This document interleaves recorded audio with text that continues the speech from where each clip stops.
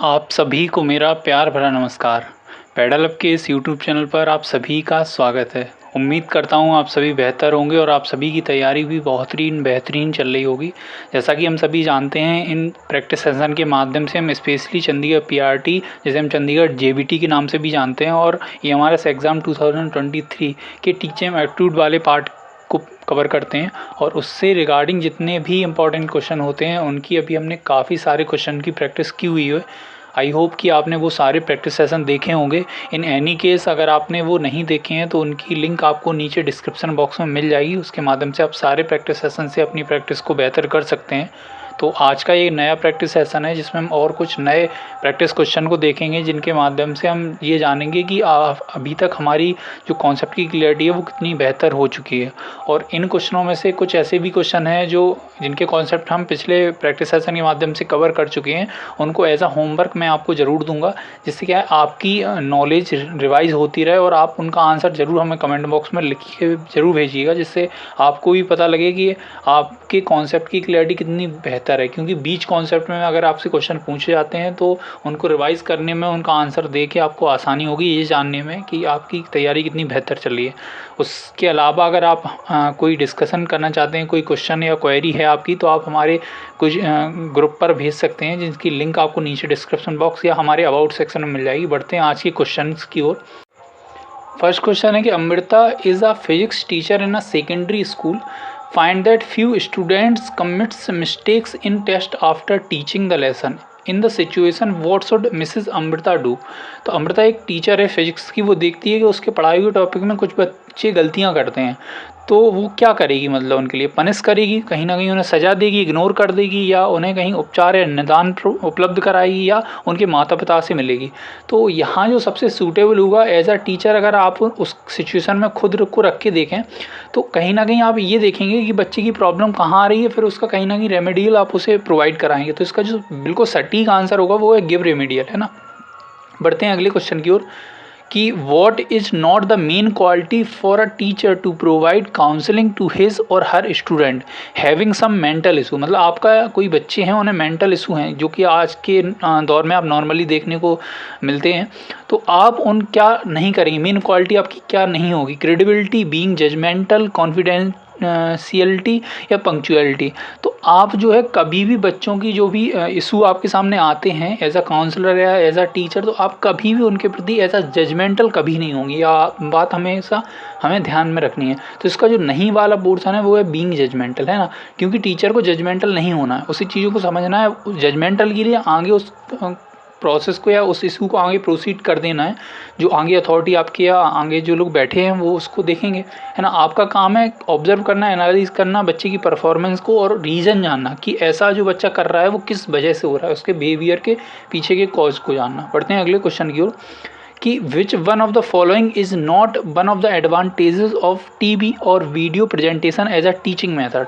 मतलब teaching method के तौर पे आप वीडियो या टीवी का यूज़ करते हैं, तो इनमें से कौन सा उसका एडवांटेज नहीं है? Many important personalities and expert are brought to the school through video presentation. ऐसा है, मतलब कई आप एक्सपर्ट को, टीचिंग से फील्ड से रिलेटेड एक्सपर्ट को आप वीडियो कॉन्फ्रेंसिंग या वीडियो कॉल के ज़रिए आप उन्हें कहीं ना कहीं बच्चों से रूबरू करा सकते हैं।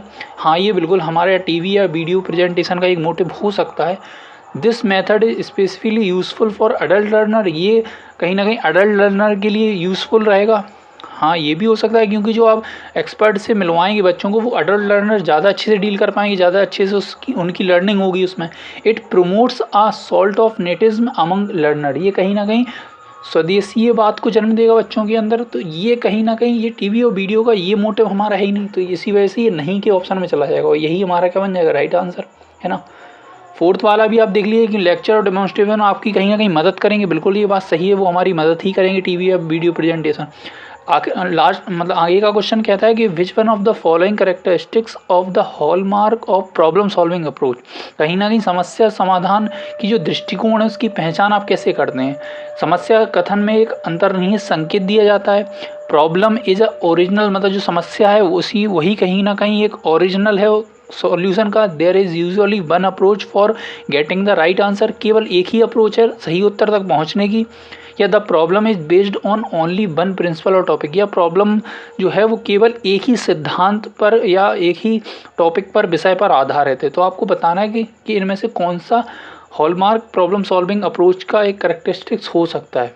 तो अंतर्निहित संकेत दिए जाते हैं, ये भी हो सकता है। समस्या मौलिक है, सही होते। देखो यहाँ एक तो ये है कि केवल एक ही आंसर नहीं हो सकता है, तो ये बात कट जाती है ना, ओनली वन अप्रोच तो है नहीं। या problem is based on only one principle, ये भी बात गलत हो जाती है। तो हाँ, ये हो सकता है there is an implicit hint given in the problem statement, क्योंकि प्रॉब्लम में कहीं ना कहीं आपको कहते हैं नहीं, समस्या का समाधान उसी समस्या में छिपा रहता है। तो इस वजह से इसका आंसर फर्स्ट वाला हो जाता है ना। आई होप आपको समझ में आ गया होगा। बढ़ते हैं अगले क्वेश्चन की ओर कि विच of the following types of evolution is done during the teaching learning process. तो इसके बेस पे हम असेसमेंट और एवोल्यूशन के कई सारे क्वेश्चन प्रीवियसली जो प्रैक्टिस सेशन आए उनके माध्यम से बहुत सारे क्वेश्चनों की हमने ऐसे प्रैक्टिस करी है। मे बी उसमें इस तरीके के क्वेश्चन घुमा फिरा के थोड़े से इन्वॉल्व होंगे। आपने अगर प्रैक्टिस करी है तो आपको पता होगा। तो इसे क्वेश्चन को मैं एज अ होमवर्क आपको दे रहा हूँ, आप मुझे कमेंट बॉक्स में इसका आंसर जरूर लिख के भेजिएगा, और आप सभी लिख के भेजिएगा। आप में से जिनका सही आंसर होगा उनको ज़रूर हम अप्रिशिएट करेंगे, उनके कमेंट को पिन किया जाएगा, और जिनका आंसर इससे मिलता जुलता नहीं होगा उनके आंसर को सुधारा जाएगा, है ना। तो आप सभी उस क्विज में आप शामिल जरूर हुइएगा जो कमेंट बॉक्स में आप ही लोग चलाएंगे। अगला क्वेश्चन कहता है कि विच of the following is an objective of teaching in a diverse classroom. क्या ऑब्जेक्टिव है एक विभेदित क्लासरूम का टीचिंग में? इग्नोरिंग करना, प्रमोटिंग स्टीरियोटाइप, सेलिब्रेटिंग डाइवर्सिटी, या इनकरेज कंपटीशन। तो यहाँ अगर बात करें तो फर्स्ट ऑप्शन इग्नोर करना, ये तो बात कट जाएगी। प्रमोटिंग स्टीरियोटाइप, ये भी बात कटे, रूढ़िवादिता को जन्म देना हमारा मोटिव है ही नहीं। हाँ, सेलिब्रेट कर सकते हैं विविधता को, ये हमारी एज अ कहीं ना कहीं पावर के तौर पे सामने आई कि हमारे अगर विविधता है हमारी कक्षा में तो हम उसे एज अ रिसोर्सेज देख सकते हैं। तो ये बात सही है। कंपटीशन को मैं प्रमोट करना ही नहीं, क्योंकि इंडिविजुअल चाइल्ड अपने आप में बेहतरीन साबित होता है। तो उन दो बच्चों को अगर विविधता रखते हैं किसी बात को लेकर, तो उनके बीच में कंपटीशन आप कैसे करा सकते हैं। बढ़ते हैं अगले क्वेश्चन की ओर कि विच of the following is usually not a characteristics of adult learner. मतलब अडल्ट लर्नर हैं उनका करेक्टरिस्टिक्स क्या नहीं है, है ना।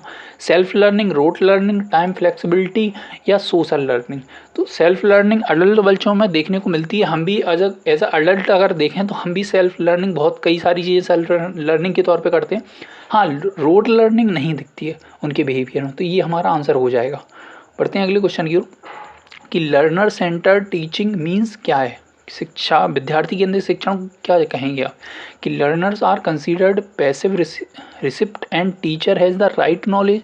तो ये टीचर को सही नॉलेज है, वो बात मैं मानता हूँ, लेकिन आप कहेंगे कि निष्क्रिय है बच्चा, तो ये लर्नर सेंटर्ड में नहीं आएगा, इसलिए हमारा फर्स्ट वाला कट जाएगा।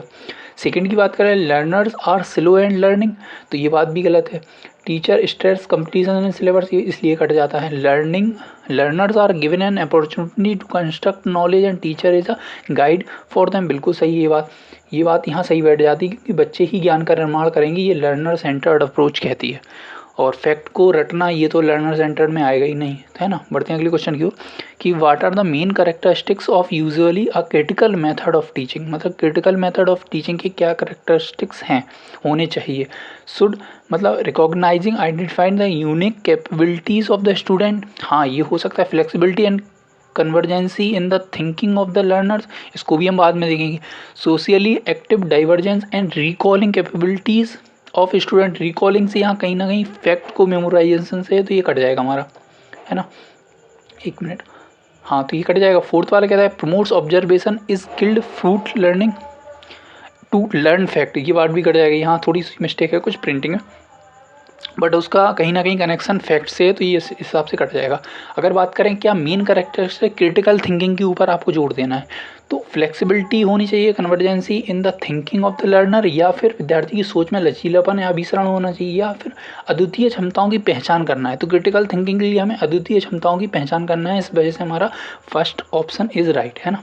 बढ़ते हैं अगले क्वेश्चन की ओर कि due to which of the following disabilities learners have difficulty in understanding concept of quantity and fraction. मतलब जो फ्रैक्शन या क्वांटिटी बच्चों को पढ़ाते हैं उसको बच्चों को समझ में नहीं आ रहा है, तो किस प्रकार की डिसेबिलिटी हो सकती है। Dysgraphia, dyslexia, dyscalculia, dyspraxia. तो हमें ये समझना है ये कहीं ना कहीं आपके मैथ या गणित एरिया से बिलोंग करता है, गणित सब्जेक्ट से बिलोंग करता है। तो इसमें गणित से अगर रिलेटेड आप कोई विकार देखेंगे तो ऑब्वियस सी बात है वो डिसकैलकुलिया के अंतर्गत आएगा, है ना।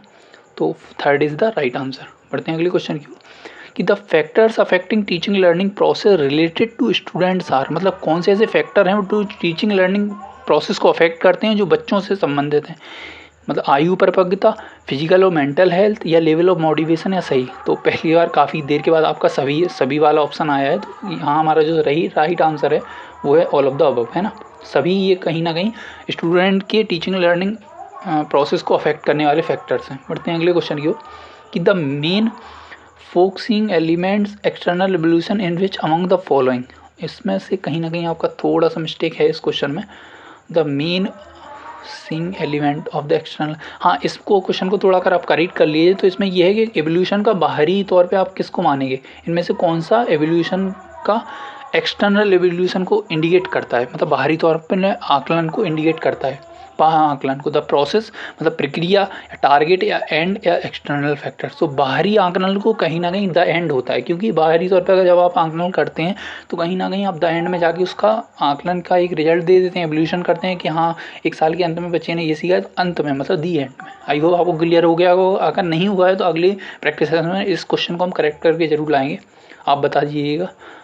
Computer based teaching is essential to, आपको ये बताना है जो CBT टीचिंग के तौर पे लाई जा रही है, ICT लाई जा रही है, वो किस लिए ज़रूरी है।